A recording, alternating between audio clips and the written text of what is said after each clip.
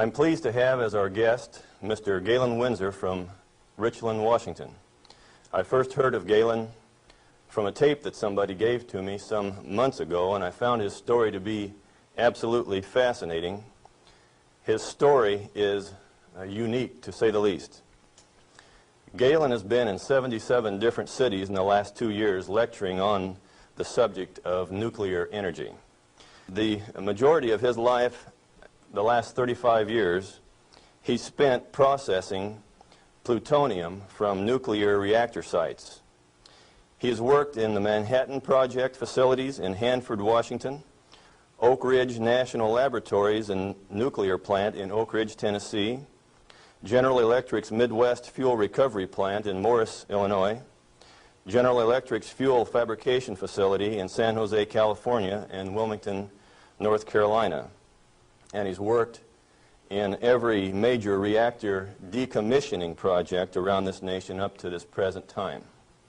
His major work in these projects has been the analytical process inventory control, which means that he was responsible for measuring and controlling the nuclear fuel inventory for these projects. Galen Winsor has few peers in the world in this area of expertise.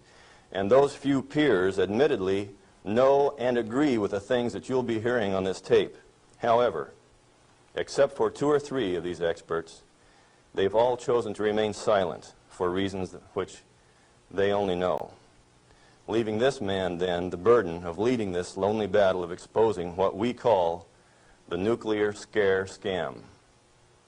He's without question one of the world's foremost authorities in nuclear radiation measurement, and he's recognized by members of the Atomic Energy Commissions of all the major nations of the free world. Mr. Galen Winsor.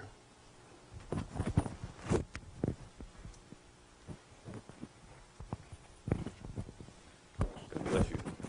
Thank you, Ben.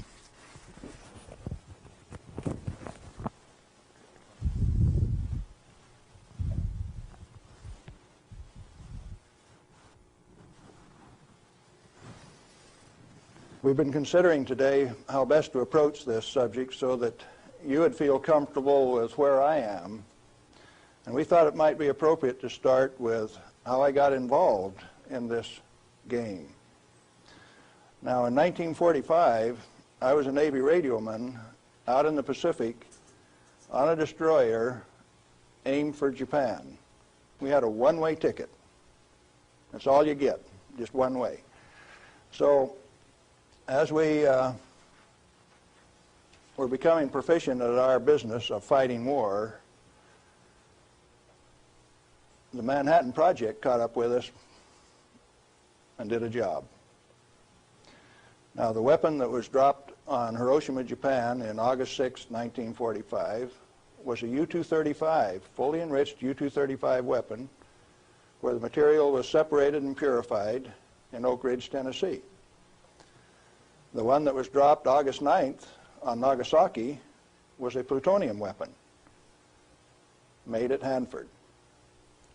But to those of us out in the Pacific, it was quite interesting. It had a ticket on it that says, "You get to go home." I was impressed. Now, I was stuck out on Guam after the hostilities quit and was running a radio broadcast that communicated with 4,500 ships west of Pearl Harbor. Quite a few to listen to every dot and dash that I made. So I was used to having people listen to me. They couldn't see me, but they could sure hear me. I had all of the good messages that were to come to them. Fleet movements to Red Cross messages. They came along one day and says, "We'd like to have radiomen to go down to Anahuac for the atomic bomb tests." Not me. No way. I want to go home. So they went through and they took every third radioman to go to Anahuac. I didn't go. They let me come home. But I wanted to go home. I had a driving need within me that says, hey, that big firecracker, I want to know how it works. I want to know everything about how it works. So, back to the ranch in Nevada where I grew up and stacked hay all summer, gained back the 40 pounds that I'd lost out there in the islands. Into Brigham Young University the fall of '46 in chemistry classes. Dr. Joseph Nichols could make an old farm kid like me love chemistry. I hadn't had any chemistry in high school, but the way Joe Nichols taught it, I wanted to know. So chemistry it was. And some neat guys like Carl Eyring taught me physics. And along in '47, I ran across a cute blonde from Richland, Washington. Now, this girl had been telephone operator for General Leslie Groves and Dr. Enrico Fermi on the Manhattan Project. She got to put through the calls to Franklin Delano Roosevelt for these guys, so she talked personally to FDR. And she told me some of the stories like you've never heard. She says, oh, in those canyons, great things are done.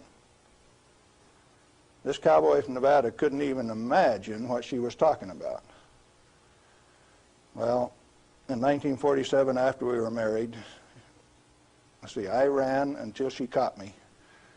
I wasn't going to get married anyway. I wanted to get my education. I had to get on with this thing. And so we went to Richland, Washington for the first time in September of 1947. I saw that those buildings she was talking about were there. 1,000 feet long, 11 stories high, 5 of them below ground. Tremendous things. And people all over. Camp Hanford in those days was a whole army camp just there to secure that place, to provide security. Thousands of soldiers. You move around out in the desert and up out of a foxhole would pop a soldier with a gun in his hand. There wasn't any horsing around. It was all business. Back to school. In 1950, I applied for a job up there before I had graduated, and they were in such bad need of chemists, I had a job before I had my degree. And so the last year of my chemistry, mostly English, I did on a bus, riding 25 miles to work in the morning and 25 miles back at night. And I did advanced grammar and business writing and all of those things on that bus. But in September 1950, I got into this thing called plutonium processing when we did it barehanded, without instruments, without coveralls. We had some of the most peculiar acid burns in some of the shirts. And I found one of those the other day. It's got acid burns all up the front of it. Plutonium on it, too. Amazing. That was normal operation in those days. We ran those facilities, and we ran them so well that by 1965, we had separated enough plutonium when it only existed in the parent uranium matrix to a half of a single weight percent, 0.005 weight fraction of plutonium maximum in that fuel. And we processed enough tons of uranium to recover enough plutonium by 1965 to meet the weapons needs of this country 10 times over for the foreseeable future. Now we're talking about a massive amount of work. Hands-on, do it type thing.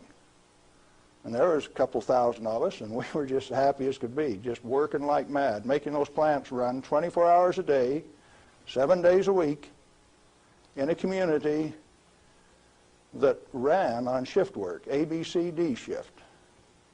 The whole community that way. A wartime community, people dedicated to doing a job, and we were doing it, and we did it well. No pretense. Oh, yes, there were. Out in the reactor began to sneak in people who wanted a radiation monitor behind every reactor operator. Why? We know how to make these things run. When we got a metal fuel element stuck and it fell down on the trampoline back of the reactor, we'd go in with our feet and kick it off into the pool, smoking, burning. If you didn't have an instrument, you didn't know it was too hot, so you just went in and kicked it. Finally, along came a rule maker that says, thou shalt not do that. You'll get burned. Oh, I didn't get burned when I did it last week. But you exceeded the limit. Well, where did this limit come from? Turns out that in 1934, the International Commission on Radiation Protection fabricated a limit for X-rays. It was no longer permissible to be burned by them, erythema, reddening of the skin. You now had to keep a limit called 0.2 of an R per day. How much is that? Well, you've got to have one of these Beckman instruments to read it, and you have to keep time of exposure. You know, there are 4 requirements on this thing: the size of the source, therefore the strength of the source, the distance from the source, the time of exposure, and the intervening shielding to keep from getting burned. Oh, fine. We've been doing this thing for years now, and we've never been burned. Why have we got these rules? And they says, yours is not to ask questions, yours is to do and die. Don't you ask questions. If you do, you might disappear. Those who broke the rules didn't appear the next day. Military rule? Oh, yes. Absolute. What was your appeal? And people you were working with one day, when they weren't there the next day, you didn't go inquire why. You were just grateful you still had your work to do, and you kept right on doing it. Now, this is in the United States of America. Well, in 1960, we found out that the materials that we were working with, the thing that we called high-level waste, that if you waited 3 years, these million-gallon tanks that high-level waste went into boiled off 15,000 gallons of water a day. Fairly hot? Oh, yes. This material, that if it ever broke a line, would seal itself off in the ground within a foot, make its own glass. It wasn't going to go anyplace. We did that a time or two, accidentally, of course. And so we started packaging this cesium-137 in casks and railroad cars like that and shipping it to Oak Ridge, Tennessee. And they'd take it out and make it into a barium titanate and press it into a pellet, and those things were so hot that they actually glowed in the dark from the infrared heat. Now, thermo-ionic conversions came along at this time, so you hooked these little heat sources up to thermionic converters and you took electricity out this side. No moving parts. These things went into the SNAP program. And these early SNAP power generators are what power the underwater transmitters for our nuclear navy. We've got a regular road map under the sea. All you got to do is have an instrument that knows how to find it, and then you've got eyes on a submarine. You didn't know that, did you? The power from it came from this material that they now call waste. We processed that stuff and packaged it outside at Hanford. Well, we had rules that said 3R per year is your allowable exposure, that amount of gamma energy that will expose a film pack. But that was for the people that didn't know. We weren't about to follow those rules. We just went ahead and did the job. They send around an investigation slip that says your dosimeter was overexposed 2 weeks ago. What did you do? And they had a cute little form on it that says accidentally exposed to light, and that was the one I always used to check. Because it's the same amount of light. You know, if you get gamma through the film pack, It's the same amount of light as you get when you click the lens on a camera. They wanted to limit us to that. And one day we looked up, and they had. They had limited us to that amount of exposure. Then the fun part of the game begins. You say, who limited us to that? Are they powerful? Yeah, they control the purse strings. They live by the golden rule. Them that's got the gold makes the rules. If you like your work, you keep the rules. If you don't keep the rules, you disappear. Sure enough, some of us disappeared. Some of my friends gone. Where'd they go? I don't know. Well, 2 years ago, I started traveling for American Opinion Speakers Bureau, and one of the documents that they had was Major Jordan's diary. A story of shipping the technology and the materiel that was developed at Hanford in 1944 directly to Russia on U.S. Air Force planes out through Great Falls, Montana, Fairbanks, Alaska, under the auspices of one Harry Hopkins, and with the at least tacit approval of Franklin Delano Roosevelt. Now what are you going to do? That thing that we had been doing and feeling so good about had been shared at no expense with Russia. You go back and you check the record and you find Russia did not develop their own nuclear atomic weapon until 1949, even when we supplied them the material and the knowledge. 4 years after we touched them off at Hiroshima and Nagasaki. We weren't happy with that. We were just happy doing our job.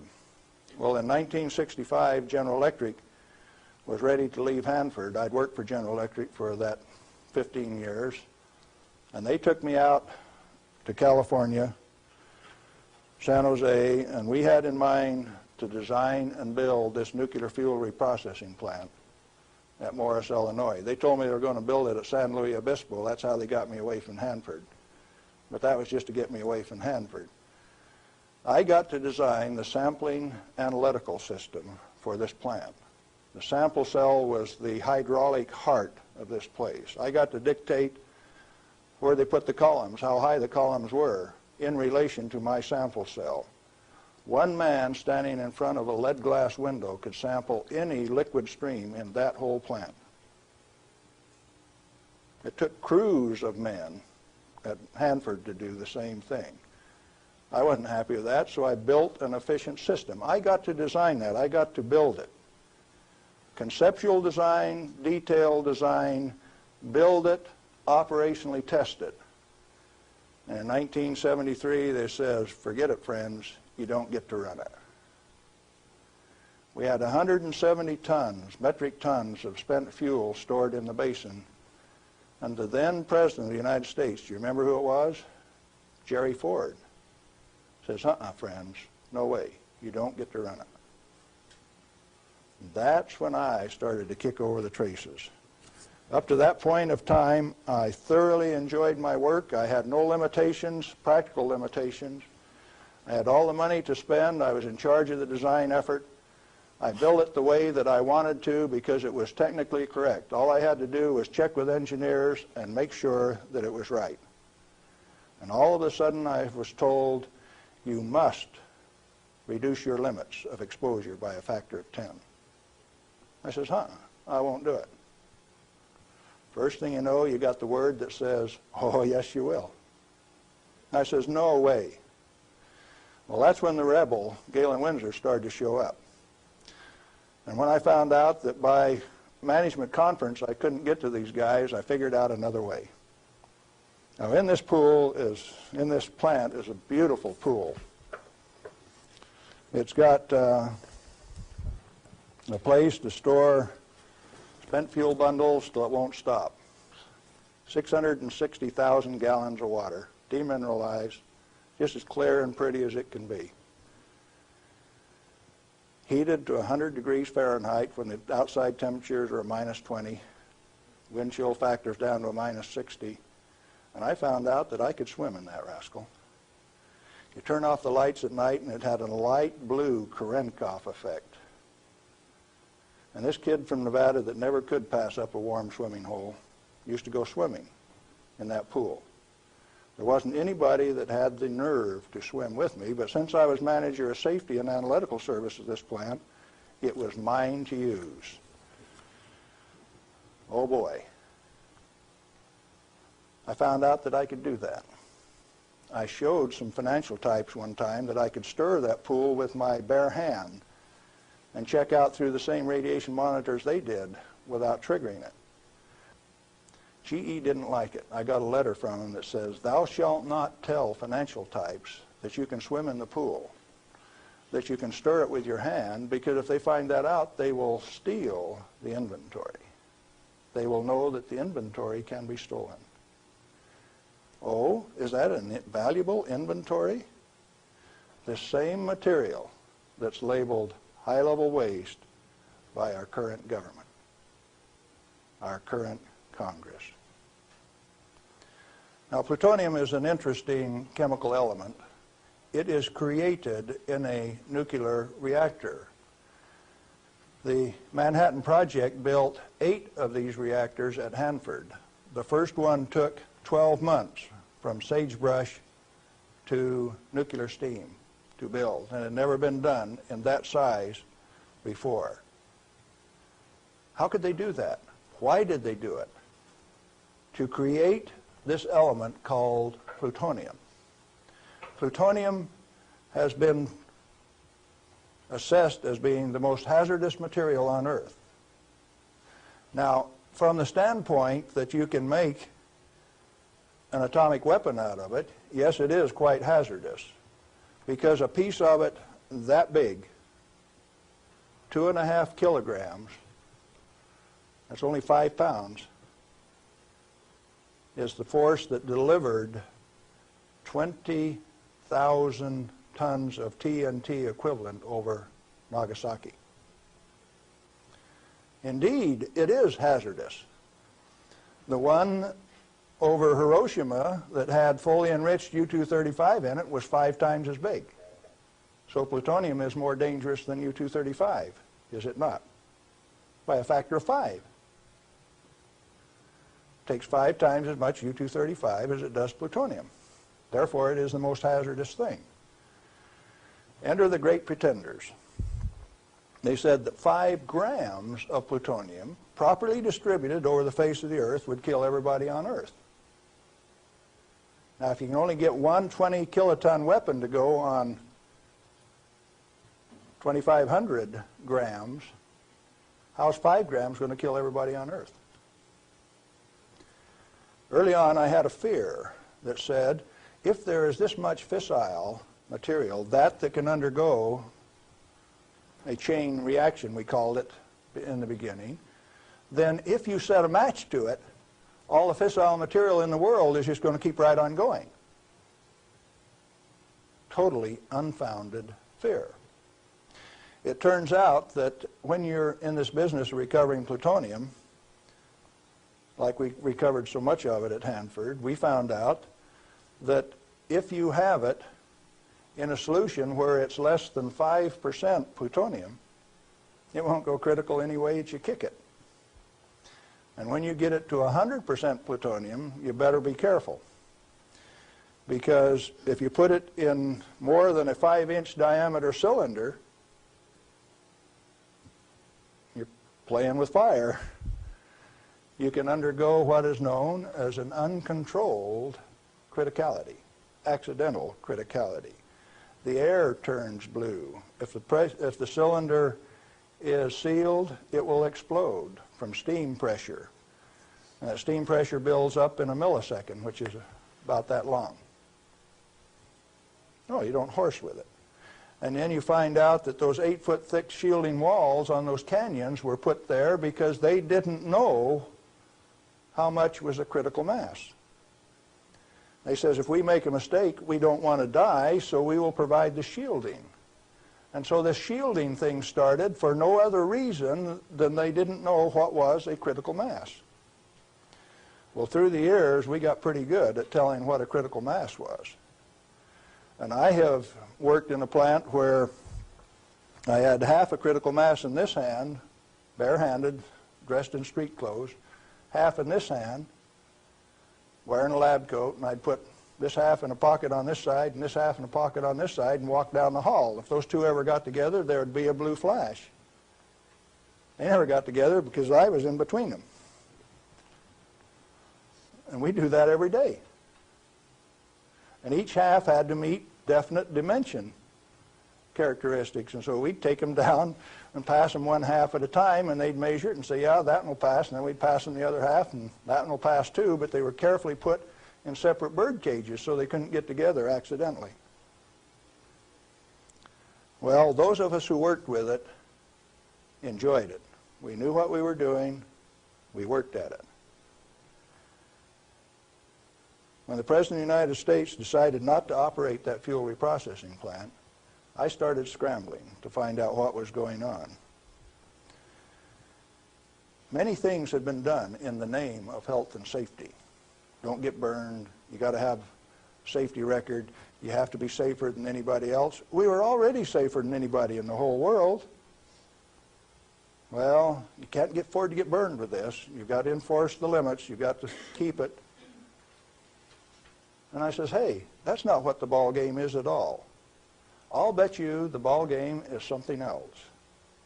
And in 1982, when the Congress passed the Nuclear Waste Policy Act of 1982, a guy by the name of Mo Udall, I don't know whether you people in Arizona have ever heard of him or not, authored that bill. It's called the High-Level Waste Disposal Act of 1982.